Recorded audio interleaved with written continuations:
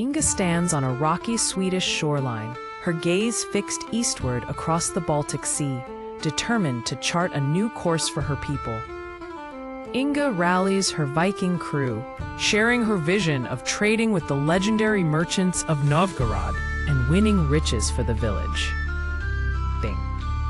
The crew makes preparations, repairing sails, inspecting axes, mending boots, while Inga inspects the maps she has drawn herself. At dawn, Inga's ship pushes off, sails unfurling as the boat glides away from Sweden toward the open Baltic. Choppy waters and howling winds test the crew, but Inga's leadership and sea instincts keep the ship steady. A sudden storm batters the ship. Crewmen shout above the wind as Inga issues commands, navigating through lightning-lit fury. By dawn, the storm passes. The battered ship limps into calmer waters. The crew exhausted but alive, clinging to relief and pride. Land is spotted, densely forested coasts of what will soon be known as Russia. Spirits lift and the crew prepares to make landfall. The Vikings drag their ship ashore. Inga scouts the edges of a nearby village, careful not to startle the local Slavic population. The crew rests and builds a small camp. Inga discusses their next move, insisting on a peaceful approach to the Slavic settlements. Inga approaches the settlement with gifts, furs and amber, hoping for a peaceful exchange.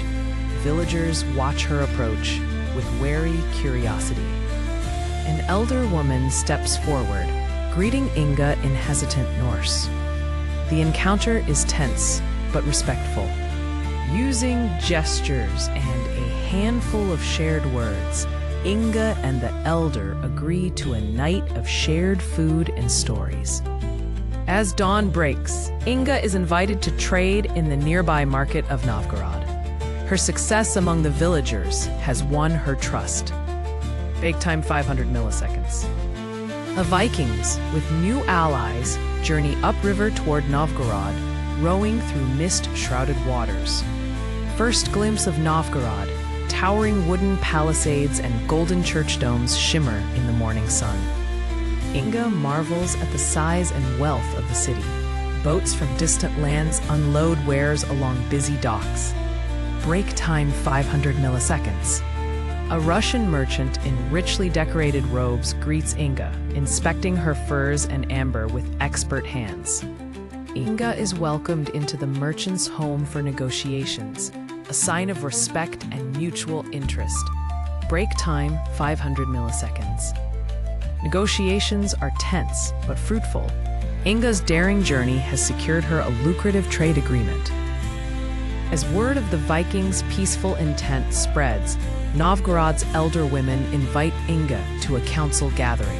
Break time. At the council, Inga listens intently to tales of Novgorodian hardship and resilience, learning local customs. Inga shares Viking stories of the sea and distant lands, forging bonds with the Novgorod Council. A feast is thrown to honor the new trading partnership. Vikings and Novgorodians dine together, exchanging gifts and songs. Inga and the Russian merchant toast to a future of shared prosperity under the watch of the city's elders.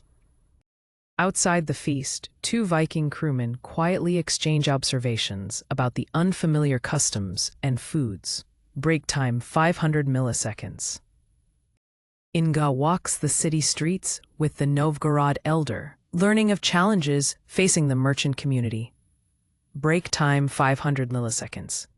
Speaking in a quiet chapel, Inga and the merchant discuss the hazards posed by bandits and rival traders.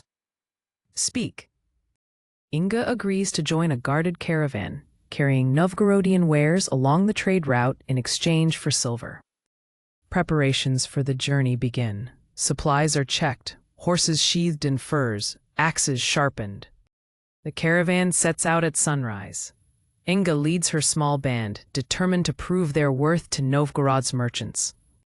As the caravan travels east, Inga senses both opportunity and danger in the silent forests ahead. At a camp along the trade route, Inga shares tales and strategies by the fire. I'm now back in my fort. As evening falls, the caravan faces a critical fork in the route. Inga's decision could determine their fate.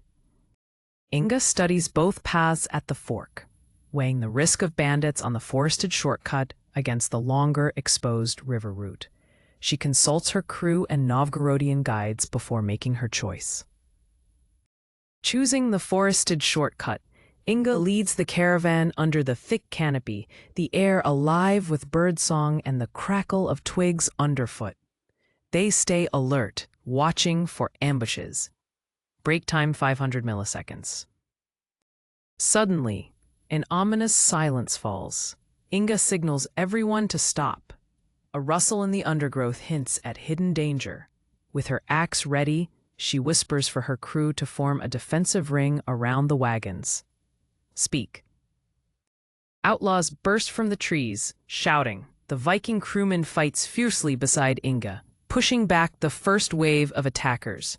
The caravan's defenders stand their ground bravely. The outlaws regroup for a second assault, attacking from both sides. Inga's tactical commands keep the caravan protected as arrows fly and tensions rise. During the chaos, the Russian merchant is wounded. Inga rushes to his aid, tending to his injury while urging the defenders to hold the line. Their steadfast resistance forces the outlaws to retreat. The caravan survivors regroup, counting the wounded and inspecting the damaged goods. Inga leads the group in burying the fallen and gives an impromptu speech, vowing unity between their peoples and promising to finish the journey together. With heavy hearts, but renewed resolve, the caravan pushes onward, grateful for Inga's leadership and the courage of her crew.